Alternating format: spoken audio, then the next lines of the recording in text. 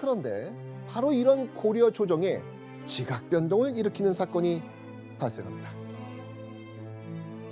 자, 이날도요, 어김없이 당시 고려의 제18대왕 의종은요, 연회를 계획 중이었습니다. 어가 행렬은요, 오늘날 파주 장단의 보현원으로 향하고 있었죠. 그런데 의종이 갑자기 가마를 멈추더니 이렇게 말하는 겁니다. 이 땅에서는 병사를 훈련시킬 만하다. 그러고서는 호위를 하고 있던 무신들에게 이걸 해보면 어떻겠냐며 제안을 합니다. 무슨 일을 했는지 한번 확인해 보시죠.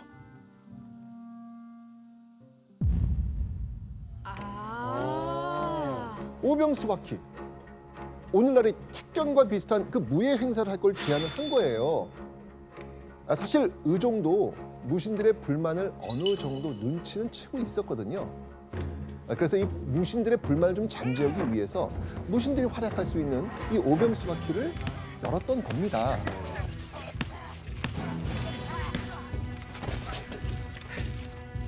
그런데 그때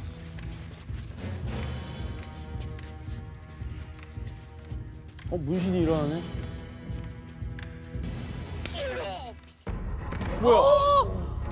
영색이 대장군이란 놈이 어찌 뒷걸음질만 치느냐?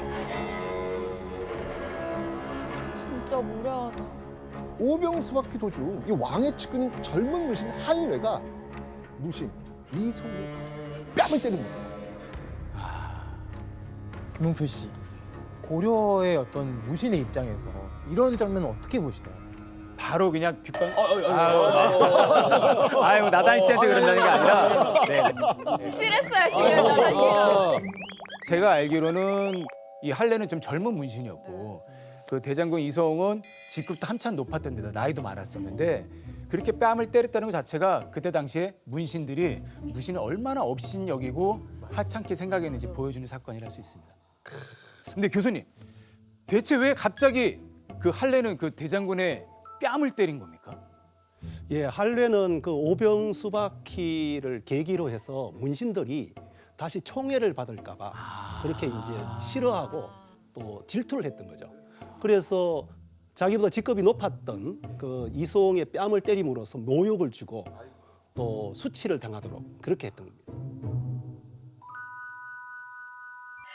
그런데 이때 이 날카로운 눈을 빛내며 고려의 왕 의종과 문신들을 지켜보고 있는 세 사람이 있었습니다. 정중부, 이의방, 이고. 바로 국왕의 신변 경호를 맡고 있던 변용군 출신의 장교들이었습니다. 그러면은 김홍표 씨는 무신으로서 이 세 사람을 좀 잘 알고 계실 것 같아요. 네, 그렇죠. 이 정중부는 그때 당시에 종삼품의 대장군이었습니다. 그리고 이의방과 이고는 왕의 곁을 지키는 견령군 중에서 하해 직급의 장교였었거든요. 근데 이 두 사람이 평소에 무신들에 대한 처우와 이 차별에 불만을 품고 있고 언제 정변을 일으켰다 생각을 하는데 자기들을 지휘해주고 군사를 모을 수 있는 어떤 높은 그 관직의 무신이 필요했습니다. 그 인물이 바로 정종부였죠.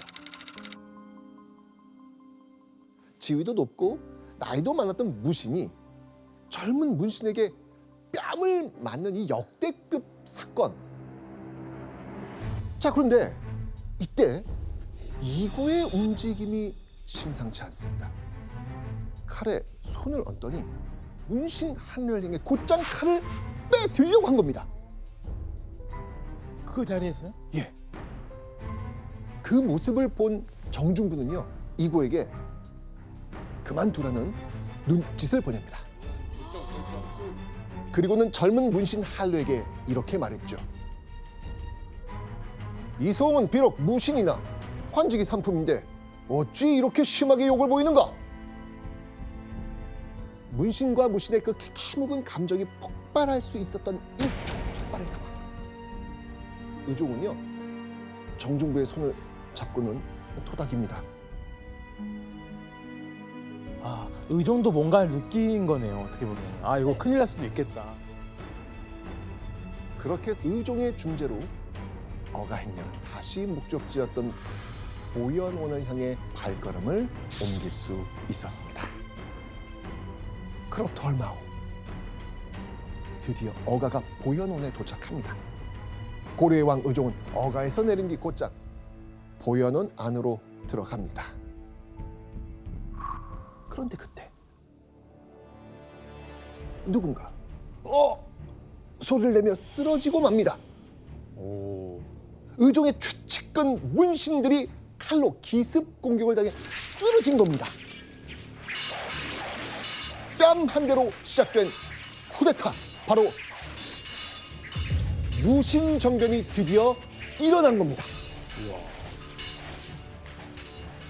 예, 사실 정중부 이의방 이고는요, 보현원에 도착해 거사를 일으킬 모의를 이미 한 상황이었어요. 그렇게 눈앞에 문신들을 죽인 무신들은요, 칼을 들고 곧장 의종의 침소에 들어갑니다. 의종의 침소에 들어간 정중부는요, 의종의 앞에 서서 이렇게 말합니다. 오늘 화의 근원인 한뇌가 추상 곁에 있으니 내 본에 배기를 청합니다. 그러니까 정중부는요, 오병수바퀴에서 이 무신들을 면박준 한뇌를 죽이려고 했던 겁니다. 이때 한뇌가 의종 침소까지 따라 들어가 침상 뒤에 납작 엎드려 숨어 있었거든요. 아, 할례답니다. 죽을 줄 알았네요. 그렇죠. 근데 그 모습을 정중부에게 딱 들키고 만 겁니다. 한뇌는 의종의 옷자락을 부여잡은 채 살려달라며 벌벌 떨지요. 자, 이 팽팽한 대치 상황, 김홍표 씨 아시죠? 이후 무슨 일이었는지?